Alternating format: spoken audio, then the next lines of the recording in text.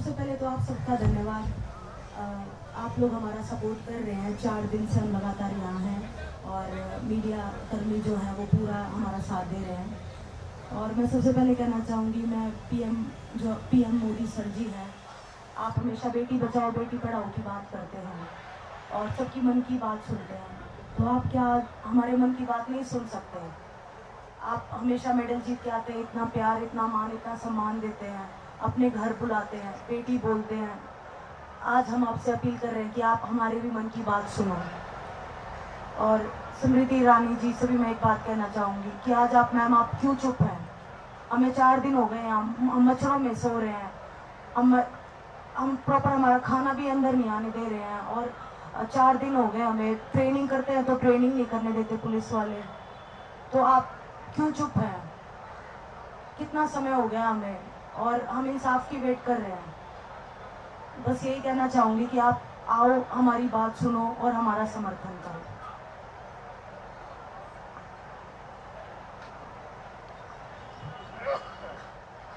सभी को नमस्कार। और मैं आप लोगों को एक चीज़ बता दूं, ब्रिजभूषण अपने आप को निर्दोष बता रहा है कि मैं निर्दोष हूं।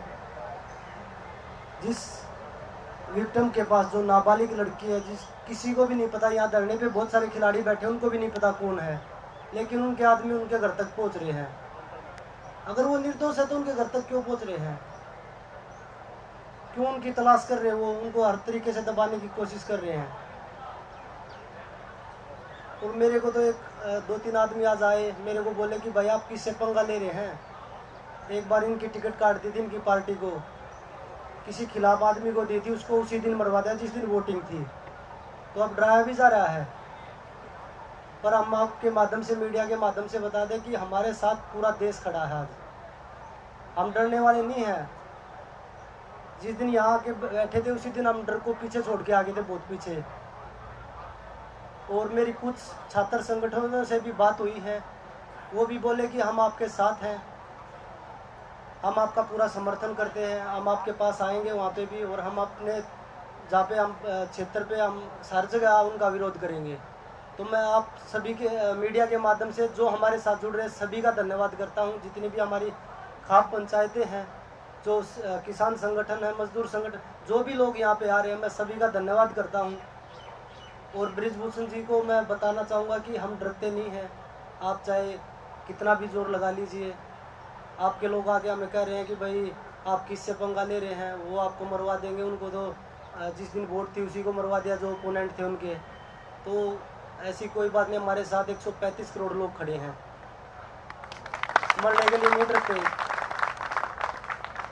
तो मैं मीडिया के माध्यम से भी, मैं प्रधानमंत्री नरेंद्र मोदी जी से भी, कि आप बेटी बचाओ बेटी पढ़ाओ का बेटी पढ़ाओ बेटी बचाओ और बेटी खिलाओ का नारा देते हैं, तो आज भारत की बेटी आपसे गुहार लगा रही है कि आप उनको क्यों रोड पे नहीं दिख रहा कि 4 दिन हो लिए और 3 महीने से प्रोटेस्ट चल रहा है,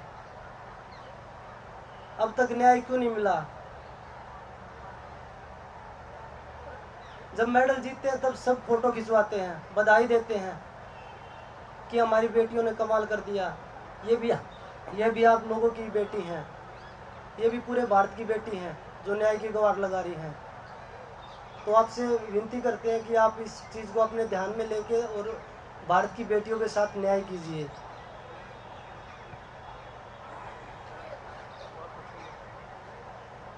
आज रात को 8 बजे हम सब लोग कैंडल मार्च भी निकाल रहे हैं, जो शायद प्रशासन को दिख नहीं रहा है, तो हम एक रोशनी देने का काम करेंगे कि उनको शायद दिखाई दे जाए कि आपकी भारत की बेटियां, हम सिर्फ रेसलिंग के एथलीट नहीं हैं, हमारे पीछे बहुत सारी लड़कियों की भावनाएं जुड़ी हैं, उनके इमोशन जुड़े हैं। तो शायद उनको दिखाई दे जाए और हमें इंसाफ मिल जाए। तो हम रात को 8 बजे कैंडल मार्च भी निकालेंगे।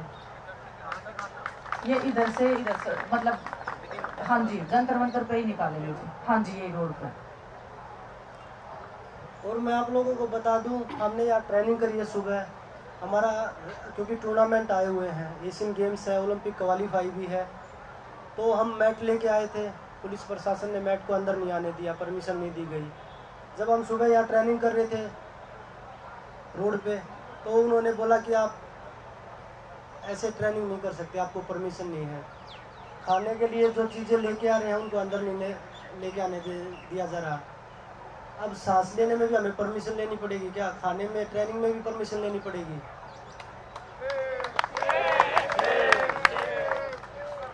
जब मेडल की बात आती है तब तो आप सभी कि हमारे पहलवान मेडल लेके आएंगे। आज वो पहलवान जब रोड पे ट्रेनिंग कर रहे हैं, सुबह उठ के सारी रात मच्छर यहाँ काट रहे हैं, यहाँ सो रहे हैं, तो उनको दिखाई नहीं देता ये चीज़ें। जब रोड पे बच्चे भाग रहे हैं तो उनको दिखाई नहीं देता। जो स्टेडियम में होना चाहिए था वो आज जंतर मंतर पे हो रहा है। तो हमें भी बड़ा दुख हो रहा है इस चीज़ का। और जितने आप लोग हमारा सहयोग कर रहे हैं, आप सभी का तहे दिल से धन्यवाद करते हैं हम कि आप लोग हमारे सपोर्ट में खड़े हैं।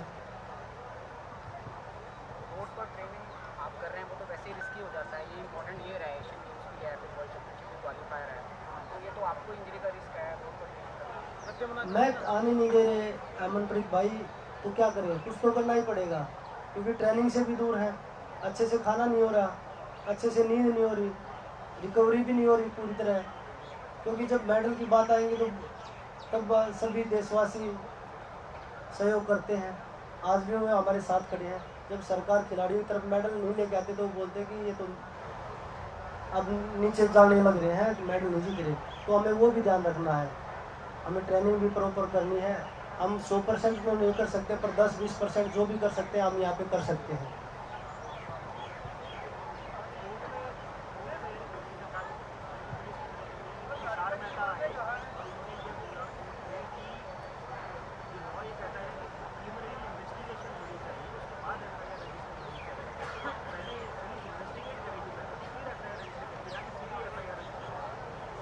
मैंने जहाँ तक सुना है, हमने अपनी लीगल टीम से बात करी है, पोक्सो में तो ऐसा नहीं होता। पोक्सो में जब केस आता है तो सीधा अरेस्ट किया जाता है। मुझे लॉ के बारे में इतना नहीं पता, पर हमें उच्चतम न्यायालय पे पूरा भरोसा है कि खिलाड़ियों के साथ न्याय होगा।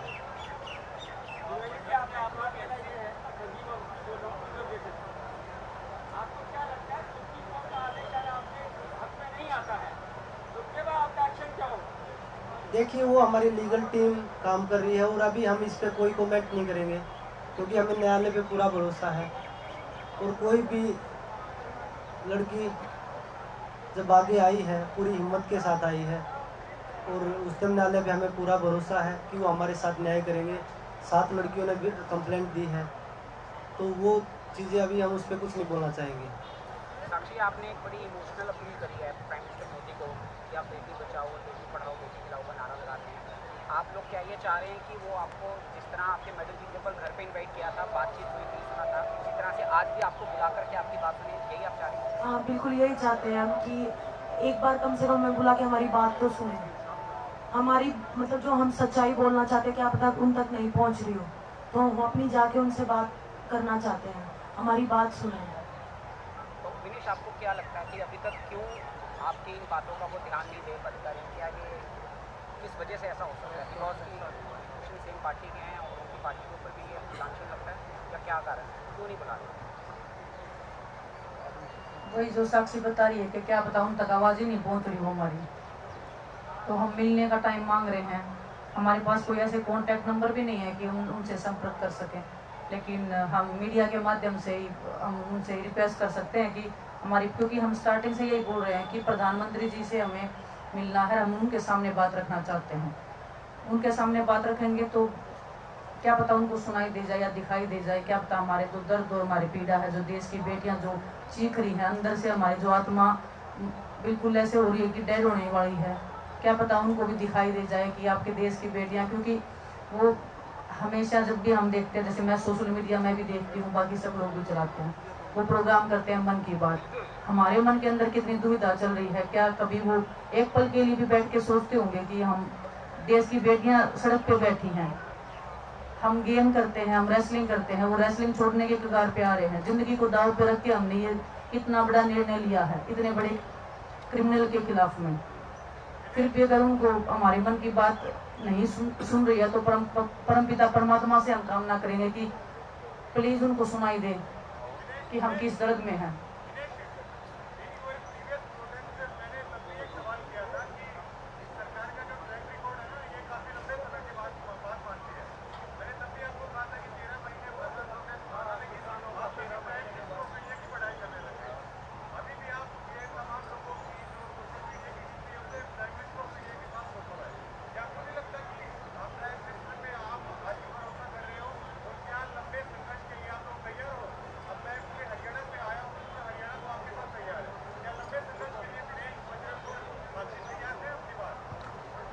देखिए, जैसे बजरंग ने कहा कि 135 करोड़ देशवासियों की आस, उम्मीद, विश्वास, प्यार, सहयोग, हर तरीके से वो हमारे साथ खड़े हैं। तो वो हमसे आगे बढ़ के लड़ाई लड़ रहे हैं हमारी, तो इससे ज्यादा हमें तो कुछ चाहिए नहीं। हमारी लड़ाई ये सब लड़ रहे हैं। हमने तो शुरुआत की थी, इतना नहीं सोचा था कि हमें इतना सपोर्ट भी मिल जाएगा। जो उम्मीद हमें गवर्नमेंट से थी वो हमारे जो देश के लोग हैं वो हमारी पूरी कर रहे हैं। देखिए, देश के प्रधानमंत्री हैं, उनका सम्मान करना, उनकी इज्जत करना हमारा अधिकार है। हमारे संस्कारों में ये है कि बड़ों को इज्जत दो, उन पे विश्वास करो, उनके सामने अपनी बात रखो, हर तरीके से उनको समझाने की कोशिश करो। तो हम उसी कोशिश पे लगे हुए हैं कि इज्जत से, प्यार से, सम्मान से अगर वो हमारी बात समझ रहे हैं या सुन सकते हैं तो क्यों ना हम उनसे अपील करें।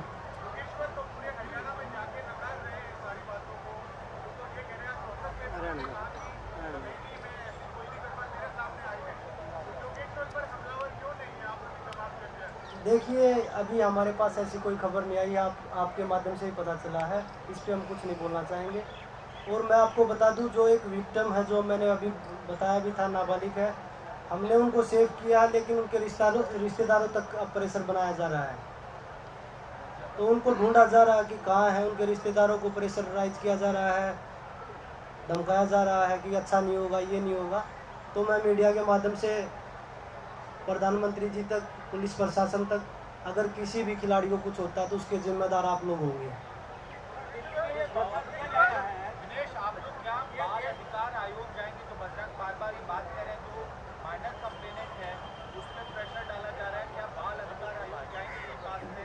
क्या पता, मुझे लगता है कि इसीलिए एफआईआर नहीं हो रही होगी, उस बच्ची को दबा के कैसे भी करके पीछे हटाया जाए, इसलिए प्रेशराइज किया जा रहा हो।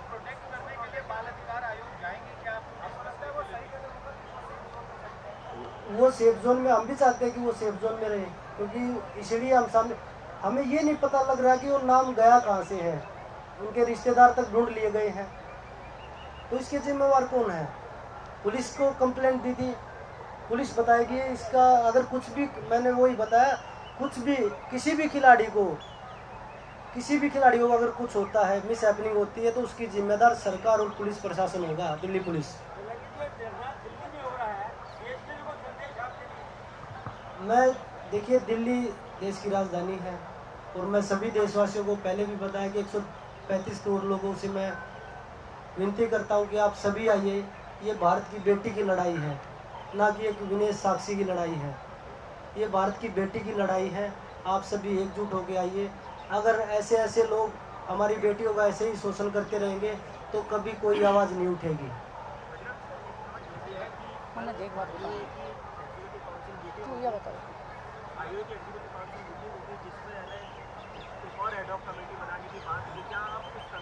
भाई, कितनी कमेटी आप झेलेंगे? पहले जो कमेटी बनाई थी उन्होंने पूरा पाड़ दिया, उन्होंने तो कुछ किया नहीं। हमें खेल मंत्रालय की कोई चीज़ भी होती है, हमें अब भरोसा नहीं रहा।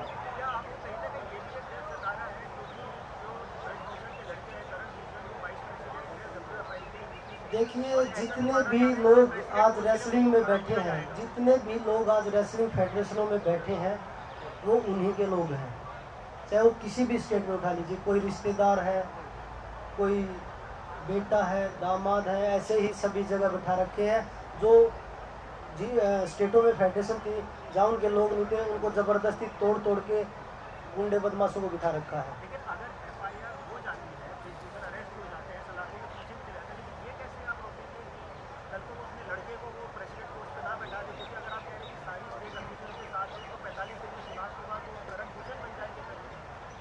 वो बात की बात है, पहले हम जो मुद्दे पे बात है वही है। हम इलेक्शन लड़ने के लिए नहीं आए, हम सिर्फ रेसलिंग को, जो शोषण हो रहा है ना, उसको रोकने के लिए आए हैं।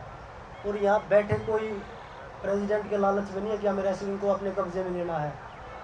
वो बोल रहे हैं ना कि भाई ये किसी लालच में आए हैं। सिर्फ हम अपनी भारत की बेटियों को बचाने के लिए आए हैं, जो उनके साथ शोषण हो रहा है उसको रोकने के लिए आए हैं। तो वो कोई भी आदमी बैठेगा वो इसी तरह से चलता रहेगा।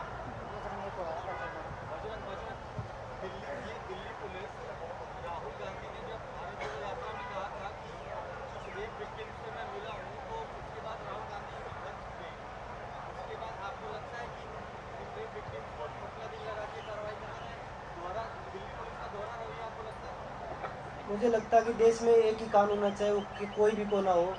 तो ये सवाल आप दिल्ली पुलिस से पूछेंगे तो वो बेहतर जवाब देगी कि भाई आप इन बच्चों के साथ ऐसा क्यों कर रहे हैं।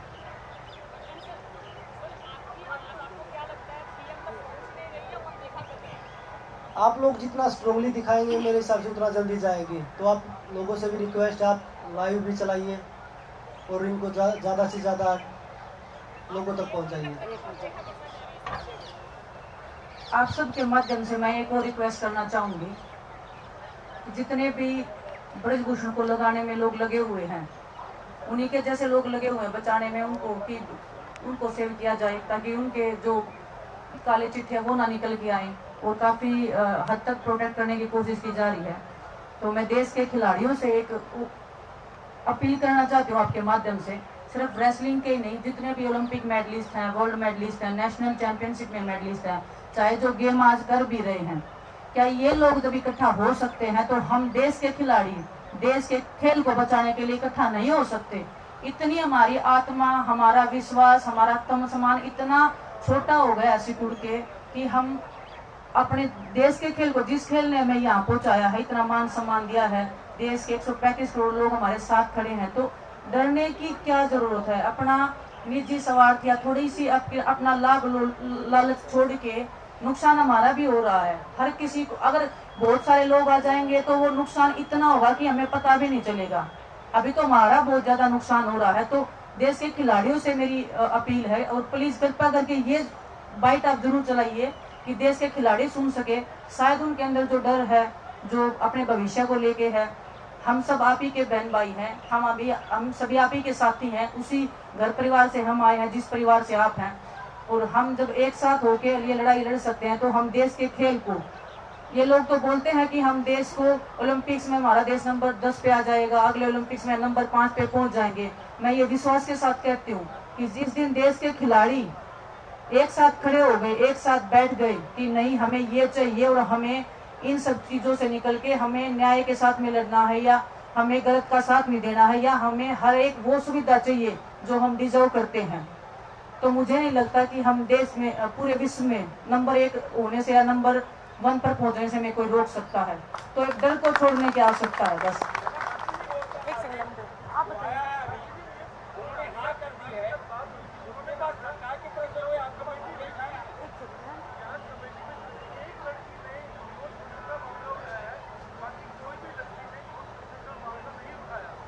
ये राधिका श्रीम, अच्छा, जब ये आईओए की कमेटी थी तो हम लड़के और लड़कियां मिला के वहाँ पे 12 से 15 थे, और सब हम एक साथ ही थे क्योंकि हमने रिक्वेस्ट की थी हम जितने भी हैं हम एक साथ हैं, हम एक साथ बयान देंगे। तो वहाँ पे यूँ मान लो जितनी भी लड़कियां थी ना, हर एक ने से बयान दिया है सेक्सुअल हरेसमेंट का।